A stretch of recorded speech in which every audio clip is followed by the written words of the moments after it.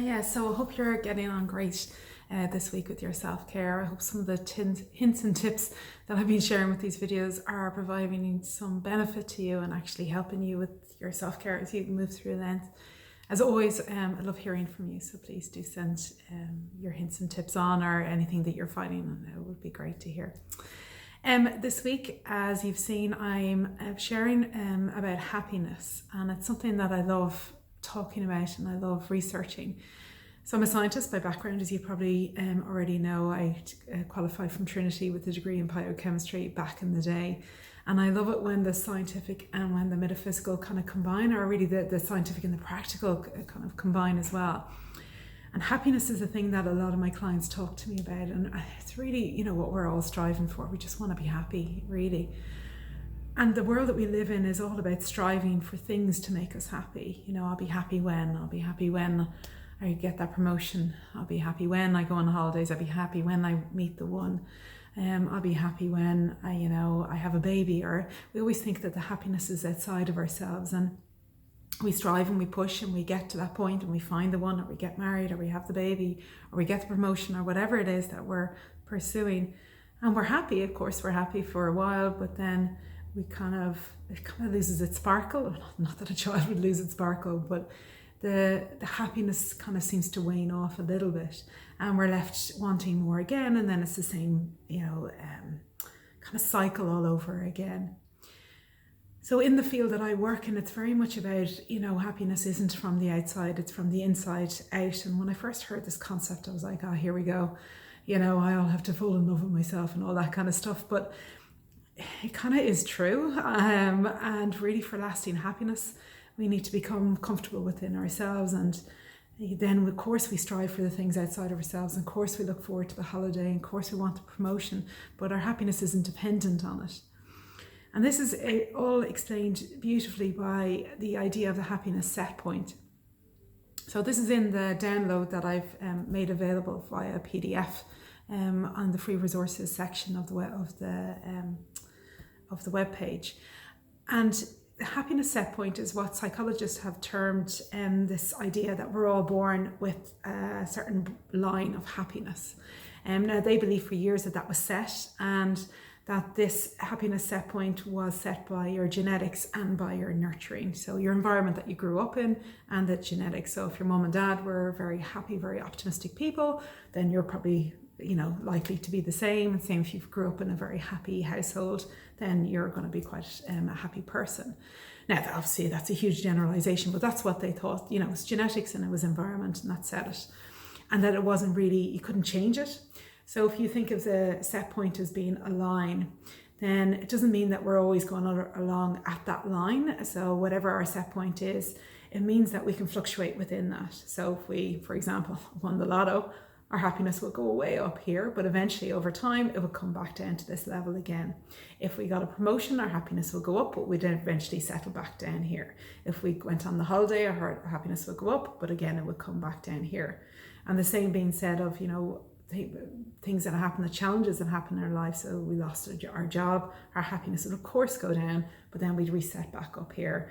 And if we broke up in a relationship, our happiness would go down, come back here. If we failed at something at work, so up and down, up and down. So we fluctuate within this line, but the psychologists thought that this was their set point. What they have found over the past probably 20 or 30 years through a really interesting phenomenon called neuroplasticity is that the brain can actually change shape. That yes, you were born with a certain propensity to happiness or joy, or you've got a lot in your genes from your parents, but that you can actually change the shape of your brain. And this is really, really exciting, because to me, especially as a scientist, I love researching and reading these things. But it means then that we can actually change that happiness set point. And they found that you can absolutely do that. You can train yourself to become happier. You can train that set point to become a little bit higher. Now, that doesn't mean that you're never going to be depressed, because again, you're going to have fluctuation in that line. You're going to have much higher happiness, much lower happiness, but the set point that you come back to can be that little bit higher, so that you become a more optimistic person, a more hopeful person, as somebody that sees the glass half full rather than half empty, somebody who's just got a little bit more joy de vivre in you. And this is just so wonderful, this news, because so many people, I hear them saying, oh, I'm just a negative person, or I'm just the way that I was born. Or we tend to think that, we really can't change who we are, but we can, and we can do it relatively simply. Now, I know that's a massive thing kind of to say, but it is true, because there's key intentional activities that help us to raise that happiness set point. Now, while I say it's simple, it doesn't mean that it's overnight, because there is no magic pill. But what it does mean that if you are consistent with simple things like gratitude, which is what I'm recommending for your self-care this week, if you do that consistently, then that happiness set point is going to go up. So that's pretty cool. And the scientists are saying, yes, that's absolutely true. Lisa Rankin, and again, this is in the PDF, she says that 50% of our happiness levels, or her happiness set point, is set by our genetics and by our environment. So where we grew up and how we grew up and the environment that we lived in. 10% is to do with life circumstances, but 40% can be influenced by key intentional activities. So that means that we can make ourselves 40% happier without actually doing anything at all, without changing, sorry, I should correct that, without changing anything about our circumstances. By practicing these key intentional activities, mindfulness is one of them, compassion is another one, gratitude is another one.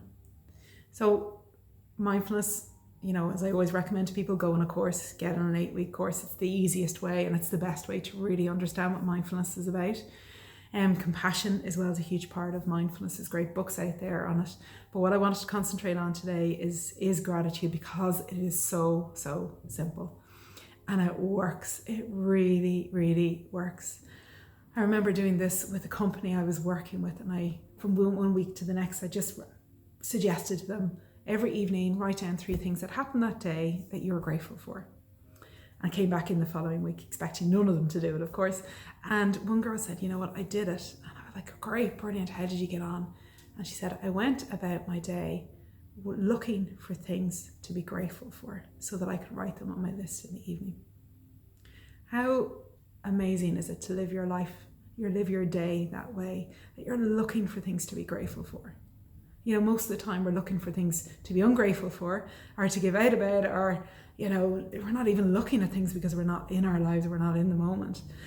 But to be going about our day saying, and I'm going to be writing my gratitude list this evening, and I need 3 things to be grateful for. Isn't that pretty nice? It's a lovely way to live. And those 3 things can be, I had a cup of coffee with a friend. It could be that I had a lovely conversation with somebody in work. It could be that, I felt really good with the way that I dressed today. It could be such simple things, because life is made up of those simple moments. And that's a way that it's simple as that. That's all you need to do. Every evening, write down 3 things that happened that day that you're grateful for. And that can be it. You can, of course, make your list a little bit longer. You can make it into a gratitude jar. That's a great exercise to do. If you want to get the whole family involved, we have pieces of paper in a jar, and that every evening, maybe around the dinner table, everybody has to say something that they're grateful for that happened that day. They write it on a piece of paper and they put it in the jar. And then you're creating this jar full of gratitude. I heard Joe Schmidt talking about this. He says that I don't think they use it quite the jar, but when he's there for dinner, he said on the days that he can make it for dinner, they go around the table and they talk about the things that happened that day that they're really grateful for.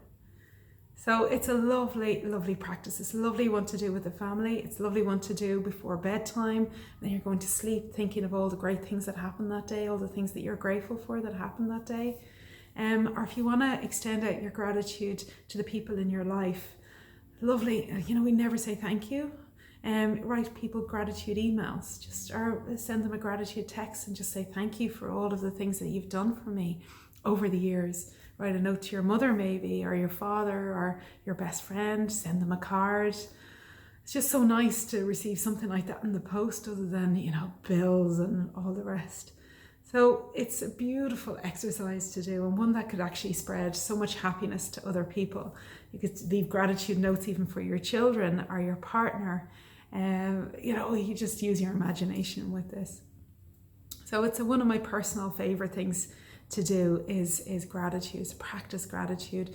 And they found that it really rewires your brain. It really increases that happiness set point, helping you become more optimistic, helping you to look for the good things in life, helping you with your perspective, helping you with just enjoying yourself, and of course, being happy. So I hope you enjoy this video. Please feel free to share it with anybody you think wants to be a little bit happier. I would like to hear these words, and as always, contact me if you have any feedback or if you just want to say hi. Okay, thanks so much for listening, and I'll see you next week. Have a great week.